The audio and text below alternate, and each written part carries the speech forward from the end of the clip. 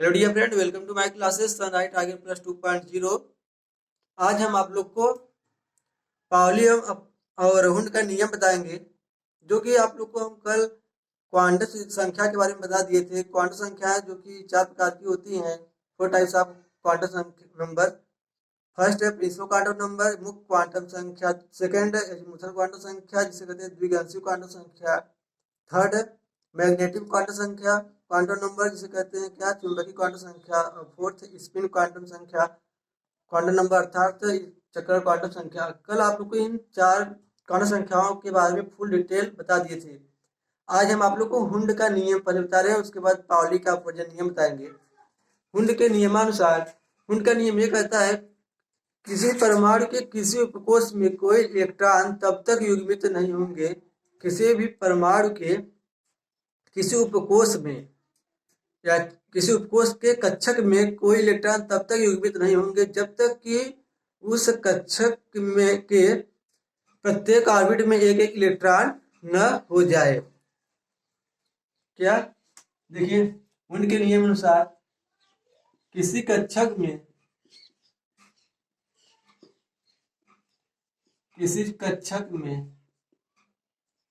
कोई इलेक्ट्रॉन तब तक युग्मित नहीं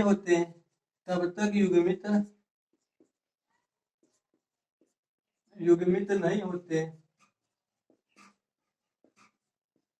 जब तक कि प्रत्येक कक्षक में एक एक इलेक्ट्रॉन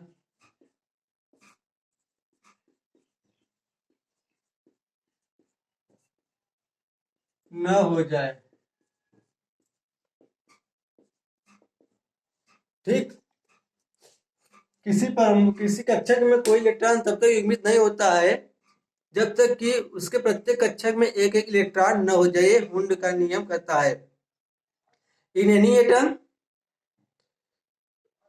किसी भी परमाणु में कोई इलेक्ट्रॉन तब तक युग्मित नहीं होता है कि जब तक कि उसके प्रत्येक कक्षक में एक एक इलेक्ट्रॉन न हो जाए। आइए देखिए, जैसे देख लीजिए, मान लीजिए कि हम लेते हैं क्या,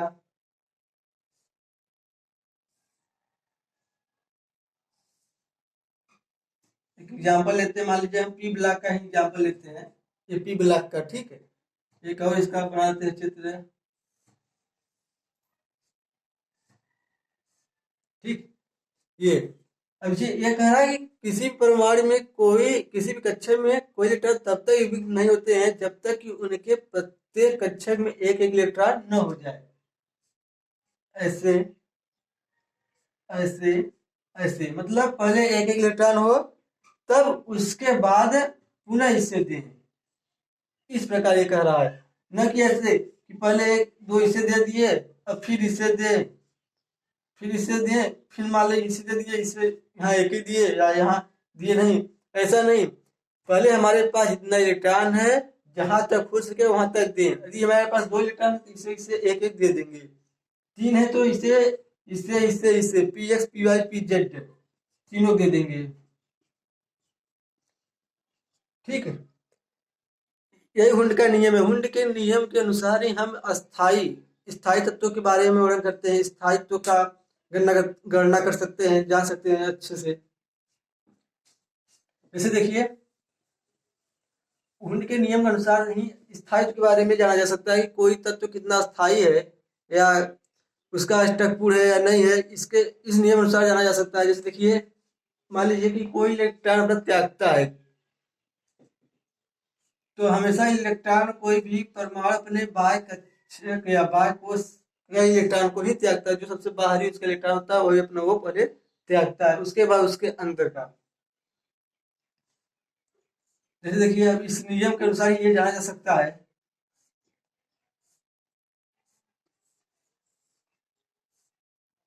मान लीजिए हम 3 कक्षक बनाए, पी एक्स पी वाई और पी जेड है। इसी तरह पी एक्स पी वाई और पी जेड है, ये भी पी एक्स पी वाई और पी जेड है। ठीक, पी ब्लॉक के लिए, पी ब्लॉक के लिए है। ठीक है, देखिए यदि मान लीजिए कि पहले एक एक इलेक्ट्रॉन दिया जाता है ये हुंड के नियम अनुसार, और पुनः इसे देंगे एक इलेक्ट्रॉन इससे, एक इलेक्ट्रॉन इससे, पुनः इससे, पुनः इससे, इससे मान लीजिए, और ये मान लीजिए ऐसा है। ठीक, अब देखिए ये सबसे ज्यादा क्या है, स्टेबल है, क्योंकि ये एकदम इसका क्या है, पूर्ण रूप से भरा हुआ है। ये इसका जो बाय कोश है वो हमेशा पूर्ण रूप से भरा हुआ है। ये हाफ फील्ड है, ये फुल फील्ड है। इसका जो ऑर्बिट है क्या है, फुल फील्ड है। इसका ऑर्बिट क्या है, एग्जैक्टली हाफ फील्ड है। क्या, एग्जैक्टली हाफ फील्ड है। और इसका क्या है, पार्शियल फील्ड है।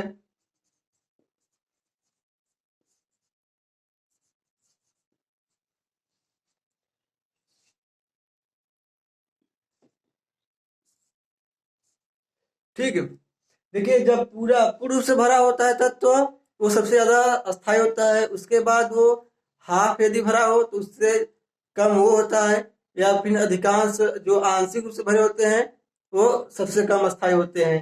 तो इसके द्वारा ही जाना जा सकता है कि हमें कौन सबसे ज्यादा अस्थायी है। देख, कोई किसी भी कक्षा में मैक्सिमम दो इलेक्ट्रॉन होते हैं। Any orbits having maximum two electron and opposite side spin, मतलब कोई भी कक्षा का हमेशा अधिक मैक्सिमम दो इलेक्ट्रॉन अपने पास ही रखता है। Any orbits having maximum two electron and जो इसकी डायरेक्शन होती है क्या है, स्पिन अपोजिट साइड होती है। किसी कक्षा में देखिए, किसी भी कक्षा में मैक्सिमम कितना इलेक्ट्रॉन आया, दो, न कि कक्षा में तीन आएगा। ये हुंड के नियम के अनुसार ही जाना जा सकता है। ये हुंड का ही नियम था, ये अपने नियम में इसका वर्णन किए हैं। ठीक है, भाई आप लोग को हम बताते हैं पाउली का अपवर्जन नियम।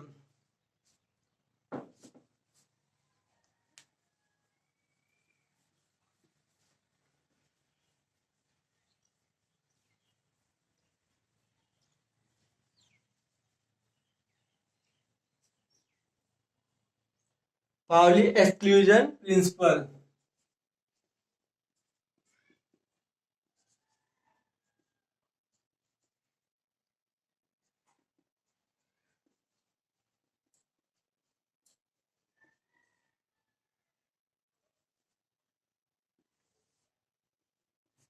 पाउली का अपवर्जन नियम।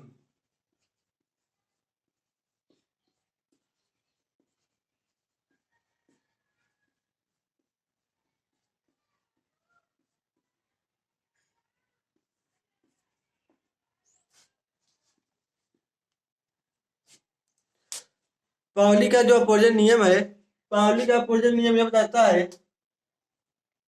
किसी भी इलेक्ट्रॉन का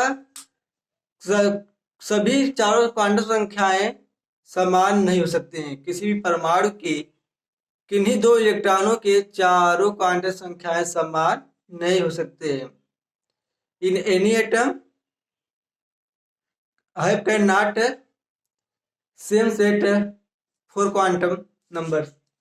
देखिए पाउली का अपवर्जन नियम में क्या कहता है, पाउली का अपवर्जन नियम, किन्हीं भी परमाणु के किसी परमाणु के किसी दो इलेक्ट्रॉनों के लिए उसकी चारों क्वांटम संख्याएं समान नहीं हो सकती। है पाउली का अपवर्जन नियम है। क्या, किसी परमाणु के लिए किसी परमाणु के लिए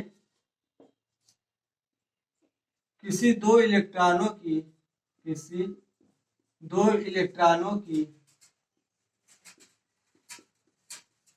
दो इलेक्ट्रॉनों की चारों क्वांटम संख्याओं का मान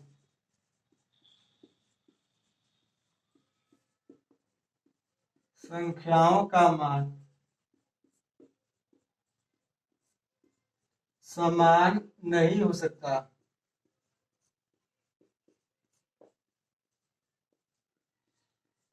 ठीक, पाउली का बोजन नियम ये बताया था कि किसी भी परमाणु के किन्हीं दो इलेक्ट्रॉनों के लिए उनके चारों क्वांटम संख्याओं का मान क्या होता है, समान नहीं हो सकता। ये पाउली का बोजन नियम है। आइए आप लोग एग्जाम्पल में दिखाते हैं। मान लीजिए कि कोई धातु ले लेते हैं, मान लीजिए लेते हैं कैल्शियम। कैल्शियम परमाणु क्रमांक कितना होता है, 20। कैल्शियम कैल्शियम का इसका इलेक्ट्रॉनिक विन्यास अब बाउ के नियम अनुसार उसे हम पढ़ा चुके हैं पहले। अब मान लीजिए उसका वीडियो का लिंक हम आप लोग को डिस्क्रिप्शन में डाल देंगे, आप लोग वहां से जाकर देख सकते हैं। और पाउली के इलेक्ट्रॉनिक विन्यास करना, इलेक्ट्रॉनिक विन्यास का उपयोग, अनुप्रयोग और ब्लॉक, कक्षक, इस सबको ज्ञात करना आप लोग जान सकते हैं। और क्वांटम संख्याओं का भी लिंक हम आप लोग को इसके डिस्क्रिप्शन में दे देंगे, आप लोग वहां पर जाकर देख सकते हैं। जहाँ पे यहाँ पे दिन समझ आए वहां से आप लोग दे सकते हैं। यदि आता हो तो फिर इसके आगे आप देखिए। कैल्शियम 20, इसका 1s2, 2s2, 2p6, 3s2, 3p6, 4s2, यही इसका टर्मिनस होगा। ठीक, अब इसे किन्हीं भी दो इलेक्ट्रॉनों के लिए, किसी भी दो इलेक्ट्रॉन, कोई भी दो इलेक्ट्रॉन ले ले कहीं पर भी। मान लीजिए हम एक इलेक्ट्रॉन क्या लेते हैं, यहाँ पर ले लें एक इलेक्ट्रॉन, किसका ले लें, यस का। मान लीजिए इसका लेते हैं, 5वां इलेक्ट्रॉन लेते हैं पी में। अच्छा,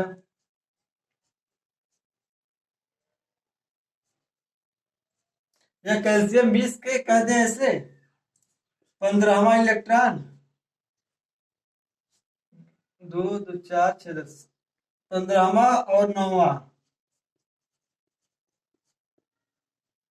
जो इसका फिफ्थ नंबर का है और जो 9th नंबर का है, उन दोनों इलेक्ट्रॉनों की तुलना करके दिखाते हैं। ठीक है, 15वां और 9वां। मान लीजिए कि 9वां किसमें आएगा, इसमें आएगा, तो 4 हुआ, ये 5, ये 6, ये 7, ये 8, ये 9, इसी का हम बात करेंगे। ठीक है, जो नीचे की साइड जिसका एरो है। और 10, 11 12 यहाँ पर है, 14 15, 2 2 4 6 10, 2 12 2 14, 15, 15वां इलेक्ट्रॉन किसमें है, इसमें है। इसमें का पहला ही इलेक्ट्रॉन क्या है, 15वां इलेक्ट्रॉन बनेगा ना, यही 15वां इलेक्ट्रॉन है। इसके बारे में बात करेंगे। ये कह रहा है इन्हीं दोनों का हम बात तुलना कर रहे हैं। किसके लिए, पाउली का बोजन नियम। ये बताया से क्या, किन्हीं भी किसी परमाणु के किसी दो इलेक्ट्रॉनों के क्वांटम संख्या क्या होते हैं, चारों समान नहीं हो सकते हैं। देखिए अब इसके लिए n का मान, n l m s, n l m s,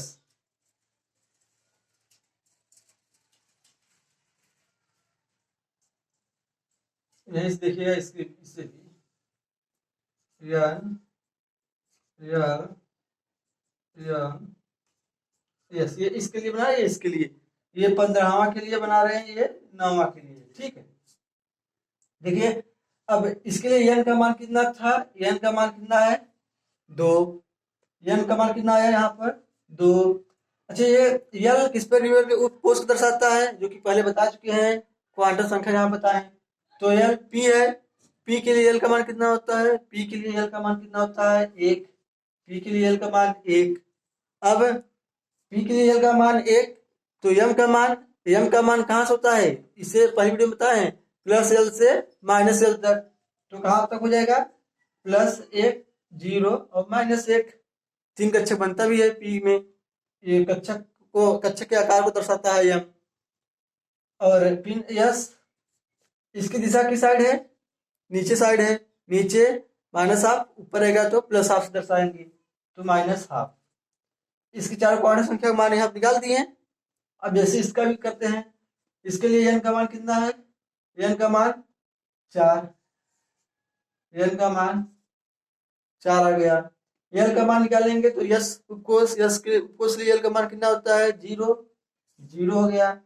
m का मान निकालेंगे, इसके लिए m का मान तो 0 है, तो 0 0, और साइड की साइड है, ऊपर साइड है, तो +12।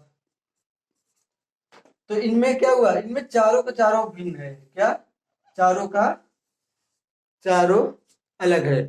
ठीक है, मान लीजिए किसी एक ही इलेक्ट्रॉन, मान लीजिए इसमें चारों भिन्न आ गया, लेकिन कम से कम एक जरूर भिन्न रहेगा, ये पाउली का अपोजिट नियम कहता है। या एक एग्जाम्पल दर्शा देते हैं आप लोग को, देख लीजिए यदि यहाँ न समझाया हो। मान लीजिए कि हम एक छोटा प्रमाण लेते हैं, सोडियम के लिए लेते हैं। सोडियम के 10वें व 11वें इलेक्ट्रॉन की लेते हैं ना, 10वें व 11वां इलेक्ट्रॉन। सोडियम का प्रमाण 11 होता है, यानी 11, 1s2 2s2 2p6 3s1, गिन लीजिए 2 2 4 6 10 11। तो इसके लिए यहाँ पे कहा सोडियम न लेकर और बढ़ा लेते हैं ताकि एक ही में आए दोनों। ठीक है, यही लेते हैं। इसके लिए हम याद करते हैं किसका, 9वां और 10वां इलेक्ट्रॉन, 9वां और 10वां इलेक्ट्रॉन। 9वां और 10वां इलेक्ट्रॉन कहाँ पाए गए, देखो 2 2 4 5 6, इसी में पी बुलाकर चित्र बनाते हैं, पी एक्स पी वाई और पी जेड को दर्शाते हैं, P X P Y P Z से। तो पहला इलेक्ट्रॉन 5वां, ये 6वां इलेक्ट्रॉन, ये 7वां इलेक्ट्रॉन है, ये 8वां, ये 9वां इलेक्ट्रॉन, इसके लिए एक 10वां इलेक्ट्रॉन, इसके लिए इन्हीं दोनों का चर्चा करेंगे। ठीक,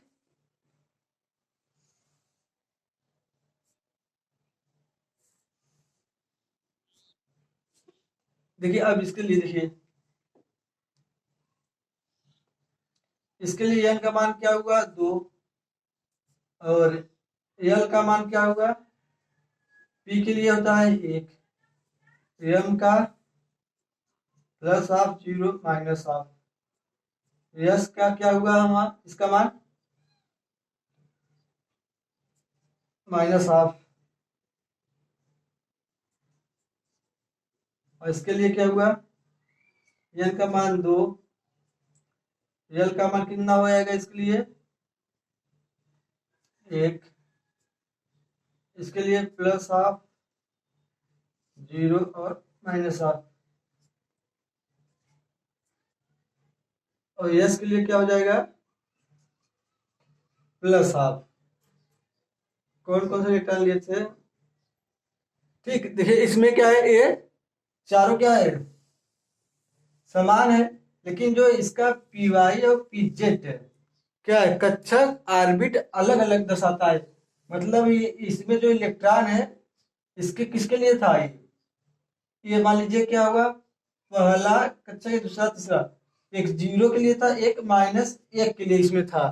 ठीक, एक पी वाई के लिए था, एक पी जेड के लिए था, यहाँ पर इसमें अंतर है। ठीक है, इस प्रकार पाउली का अपोजिट नियम है। पाउली अपोजिट नियम यही कहता है कि किसी भी दो परमाणु में, किसी भी परमाणु के किन्हीं दो इलेक्ट्रॉनों के चारों क्वांटम संख्याएं समान नहीं हो सकते हैं।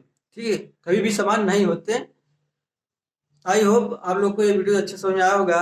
आप लोग वीडियो को लाइक करना, शेयर करना और चैनल को सब्सक्राइब करना। Thank you watching the my video.